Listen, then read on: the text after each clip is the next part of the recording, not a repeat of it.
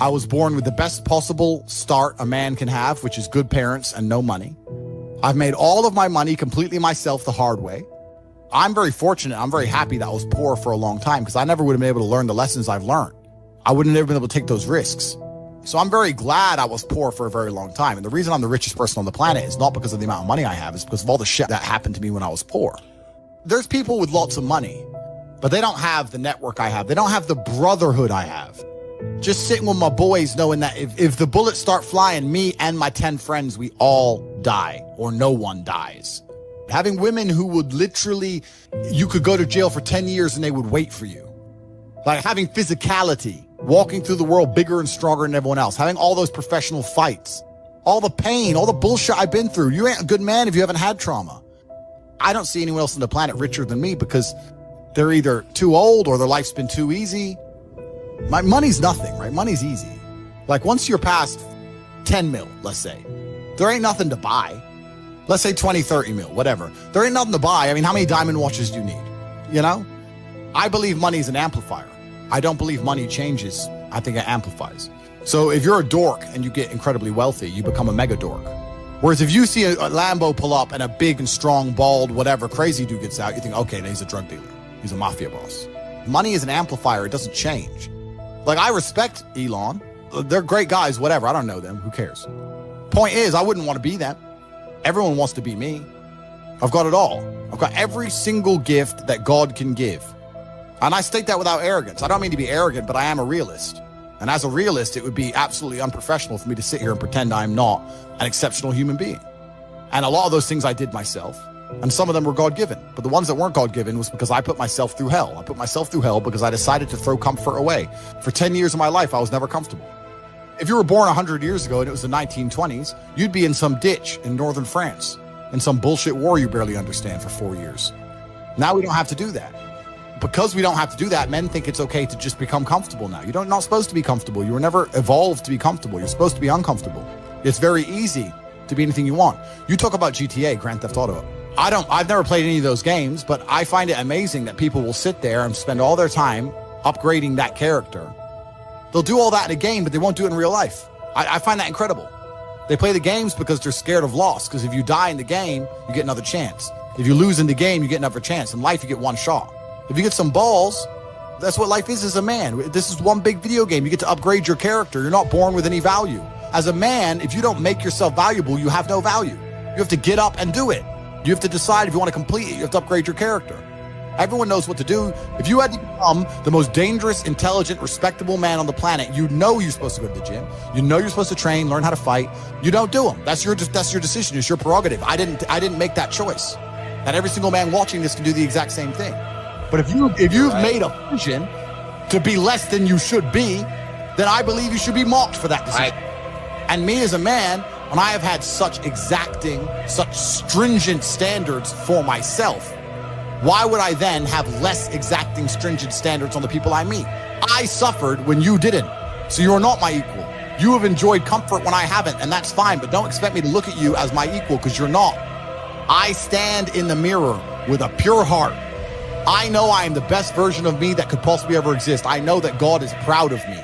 If you're listening to this and you think I'm never lucky, I'll tell you why, because God dislikes you because you're fucking lazy.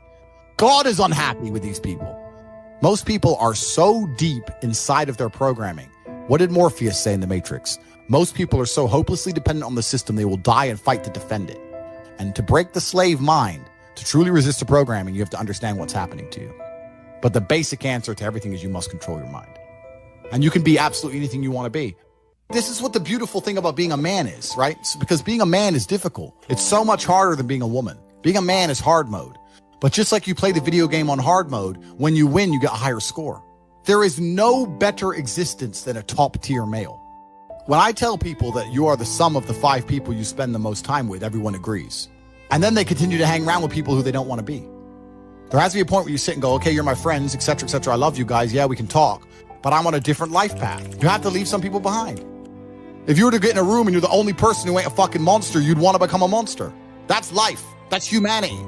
And that's why I live in a competitive environment. I live with my brother, my cousin. We could all afford fucking 10 houses each. We live together on purpose. If my brother does 500 push-ups, I ain't going to be the bitch of the house. I ain't going to not do them. If we were still in the animal kingdom, the lions that you see on TV, they weren't just born big lions. They had to fight other lions. They had to fight to get that antelope. They had to fight to be the boss.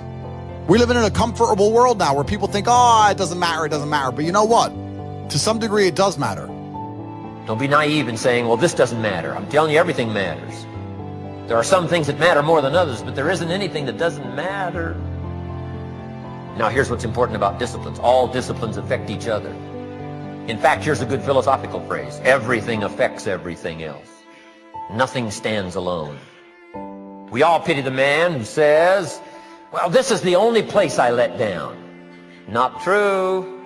Key to take home. Every letdown affects the rest of your performance. This is part of the educational process on personal development. If you don't take the walk around the block, you probably won't do the apple a day. If you don't do the apple a day, you probably won't start building your library. If you don't build your library, you probably won't keep a journal, and you won't do this, you won't do wise things with your money, won't do wise things with your time, won't do wise things with your possibilities and relationships, and the first thing you know, 6 years of that accumulated, and we say you have messed up. So the whole key to reversing that process now is to start picking up these disciplines. Now here's the positive side. Every new discipline affects the rest of your disciplines. Every new one affects the rest. That's why action is so important. The least action, the smallest action. Because when you start accomplishing and the value starts to return from that one action, it'll inspire you to do the next one and the next one and the next one. All disciplines affect each other. Every lack affects the rest. Every new affects the rest. The key is to diminish the lack and set up the new. But it takes dedication. It doesn't take motivation, it takes dedication. You can't be motivated to put yourself through hell all the time. You have to be disciplined. If you're not a quitter and if you're not lazy, if you're prepared to follow instruction, if you're prepared to dedicate yourself for 6 solid months, 6 months out of your life, and you'll be fine. That's all it takes. 6 months of absolute focus, discipline, and relentless effort can put you a decade ahead in life. 6 months of cutting out distractions, eliminating excuses, and giving everything you have to your goals can completely change your future. But the question is, are you willing to commit? Most people spend years complaining about their situation, but refuse to give even 6 months of their life to real, intense effort. They say they want success, but they won't sacrifice comfort. They say they want change, but they won't change their habits. And because of that, years pass, and they remain stuck in the same place. But that doesn't have to be you. You can make a decision today that will set you apart from everyone else. Stop wasting time. No more scrolling mindlessly. No more hanging around people who bring no value. No more seeking instant gratification. Instead, wake up early, read, learn, invest in yourself, work on your skills, build your body, your mind, and your financial future. Because while everyone else is distracted, you are putting in the work that will make you unstoppable. 6 months of intense effort can transform your mindset, your discipline, and your opportunities. It can open doors that others won't even see because they are too busy making excuses. And once you build momentum, you won't stop. Because success is addictive. Progress is addictive. Winning is addictive. Imagine where you could be in 6 months if you gave it everything. Imagine how far ahead you'd be if you stopped procrastinating and started executing. The knowledge you'd gain, the habits you'd form, the discipline you'd develop. These things compound over time.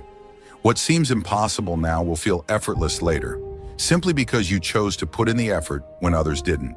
But the truth is, most people won't do it. Most people will keep saying tomorrow. Most people will keep waiting for the perfect time. But the perfect time never comes. The only time you have is now. And if you keep waiting, you'll wake up years from now wondering why you didn't start sooner. Success isn't about luck. It's about choices.